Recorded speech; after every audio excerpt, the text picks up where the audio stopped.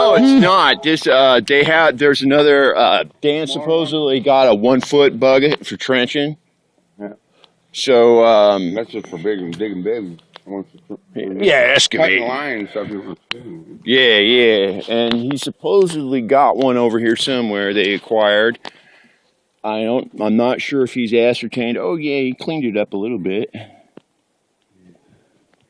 Little gas putter, huh? But yeah, this is just came off the truck on Monday. So yeah, we got the this is our first community organized acquisition, our backhoe.